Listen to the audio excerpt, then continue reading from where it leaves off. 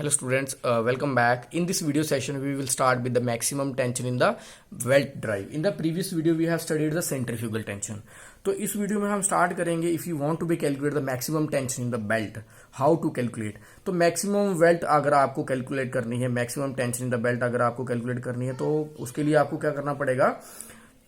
आपके पास स्ट्रेस होनी चाहिए, आपके पास विड्थ ऑफ बेल्ट होनी चाहिए और थिकनेस ऑफ बेल्ट होनी चाहिए. But before starting of that हमें पता होना चाहिए कि मैक्सिमम जो टेंशन है वो कैलकुलेट कैसे करते हैं. तो ये किसके बराबर होती है? Total tension in tight side. याद रखना ये हमेशा ही कि जो maximum tension of the belt होती है, ये एमसीक्यू में भी क्वेश्चन बन सकता है कि जो अगर आप मैक्सिमम टेंशन बेल्ट की फाइंड आउट करना चाहते हो तो वो किसके बराबर होगी. हो सकता है कोई और पॉइंट गिवन ही ना हो क्वेश्चन में या न्यूमेरिकल में. तो ये किसके बराबर होगी? जो टोटल मैक्सिमम टेंशन होगी ऑन टाइट साइड उसी के बराबर होगी maximum tension in the belt. हम इसको बेसिकली T1 के साथ भी डिनोट कर देते हैं और ऐसे भी लिख देते हैं T इंटू स्मॉल T1. तो इसके लिए अगर आप डायरेक्टली ऐसे नहीं फाइंड करना तो न्यूमेरिकल के लिए आपको फॉर्मूला गिवन है, that is T is equal to sigma into B into T. What is the T? That is maximum tension in the belt, which is equal to maximum stress into cross section area of the belt. तो उसके लिए maximum stress that is sigma, ये आपको given होगा. नहीं given होगा तो हो सकता है इसी को ही निकालना पड़ जाए आपको कि सेफ साइड के लिए आपको कितनी मैक्सिमम स्ट्रेस निकालनी है. This is width of belt and this is thickness of the belt. तो ये आपका फॉर्मूला बन जाएगा यहां से. तो अगर आपको ये चीज अगेन, आई रिपीट अगेन, अगर सेंट्रीफ्यूगल टेंशन निग्लेक्ट कर दी जाए, इसी में अगर सेंट्रीफ्यूगल टेंशन निग्लेक्ट कर दी जाए तो आपका आंसर बन जाएगा tension in tight side of the belt is equal to maximum tension. ठीक है, जो मैंने आपको पहले भी बताया थोड़ी देर पहले. अगर आपको सेंट्रीफ्यूगल टेंशन कंसीडर करनी है तो आपका फॉर्मूला बन जाएगा T is equal to T1 plus TC.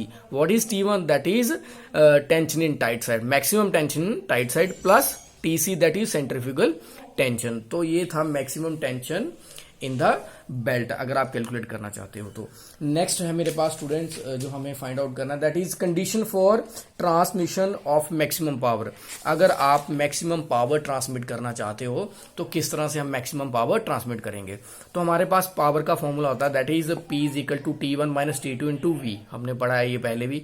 What is T1? That is tension in tight side. What is T2? That is tension in slack side. What is V? That is linear velocity.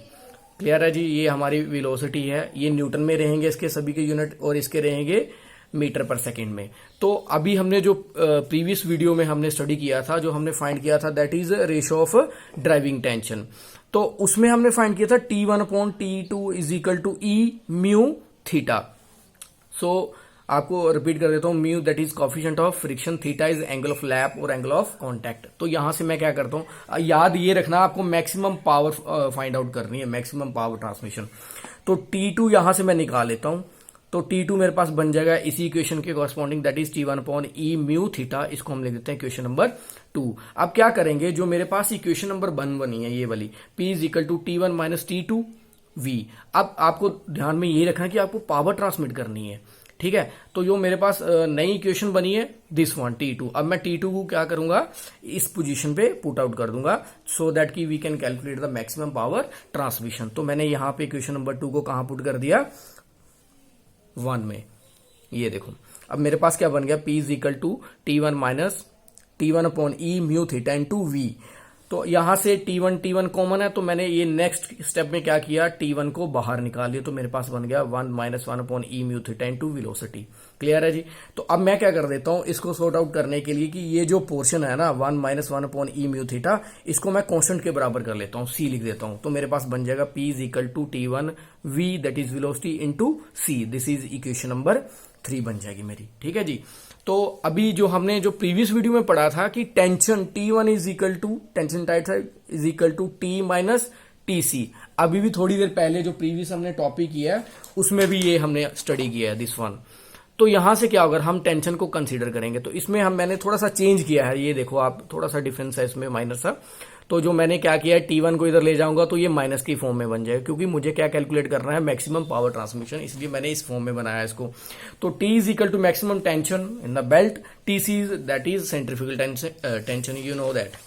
सो अब क्या करेंगे कि ये जो value है ना, equation number जो हम T1 की वैल्यू अभी जो हमने कैलकुलेट करी है, तो उसको क्या करेंगे, अगेन क्या कर देंगे, इस पोजीशन जो पावर वाली मेरे पास फॉर्मूला था उसमें पुट आउट कर देंगे। तो P is equal to T minus T C, clear है जी, V इंटू सी बन जाएगा मेरे पास। अब देखो TC that is centrifugal tension, ये हमने कैलकुलेट करी थी कल वाली वीडियो में, तो which is equal to MV square. तो अब क्या करेंगे, जहां पे TC है वहां पे MV स्क्वायर वैल्यू पुट कर देंगे, तो मेरे पास ये एक फॉर्म बन जाएगी।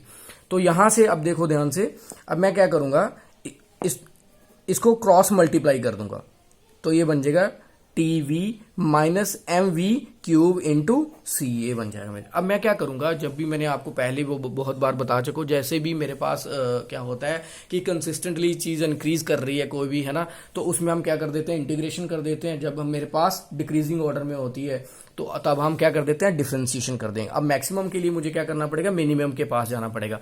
तो मैं क्या करूंगा, पावर को विद रिस्पेक्ट टू वेलोसिटी क्या कर दूंगा, जो ये मेरे पास एक्सप्रेशन आया विद रिस्पेक्ट टू वेलोसिटी, मैं क्या कर दूंगा, इसको डिफरेंशिएशन कर दूंगा और जीरो के बराबर पुट आउट कर दूंगा। तो मेरे पास बन जाएगा DP point DV is equal to zero. तो अब देखो मैं क्या करूंगा, यहां पे पी की वैल्यू पुट कर दूंगा, वो मेरे पास बनी T V minus MV cube into C, constant zero. तो कॉन्स्टेंट मेरे पास, ये मेरे पास 1 हो जाएगा। जब इसकी डिफरेंशिएशन करूंगा तो ये कॉन्स्टेंट है, ये भी 1 हो जाएगा, तो मेरे पास बच जाएगा टी माइनस M3।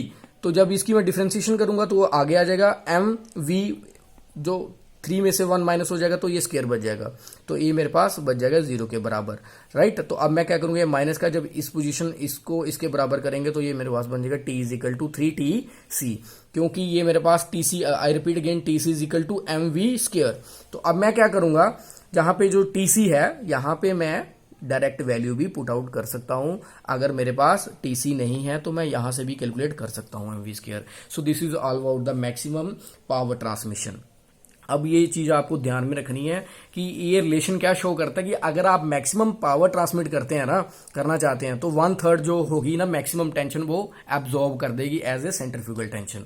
तो ये बात आप ध्यान में रखेंगे इस चीज को। तो थोड़ा सा और ट्रिक बता दूं मैं, अगर दूसरी फॉर्म में न्यूमेरिकल बनता है तो ये हमें पता है T1 minus is equal to TC minus TC। अगर आपको मैक्सिमम पावर ट्रांसमिट करनी है तो आप डायरेक्ट भी TC is equal to T/3 के थ्रू भी फाइंड आउट कर सकते हो। अगर दूसरा मेथड है मेरे पास, if you want to be calculate the velocity, अगर आपको कोई बोल दे यार वेलोसिटी चाहिए मैक्सिमम पावर के लिए, तो मैक्सिमम वेलोसिटी क्या हो सकती है, तो V is equal to √T/3m, right. अब देखो ये कहां से बना, आई रिपीट अगेन, ये इस चीज से बना, ये जो पोर्शन मैंने आपको अभी बताया। जब मैं यहाँ पे TC की वैल्यू MV स्क्वायर कर दूंगा यहाँ पे, तो आपको ये डायरेक्ट इस फॉर्म में मिल जाएगा। So this is all about in this video session. In the next video we will start with the you can say numerical also. तो बेसिकली जो हमारा जो सब्जेक्ट है वो सारा न्यूमेरिकल बेस्ड ही है। तो थ्योरेटिकल पोर्शन ऑलमोस्ट हो चुका है। अब नेक्स्ट वीडियो में हम क्या करेंगे, न्यूमेरिकल करेंगे, MCQ टाइप न्यूमेरिकल मैं बनाऊंगा आपके लिए। तो आप नेक्स्ट वीडियो प्लीज ध्यान से जरूर देखिए। Thank you very much.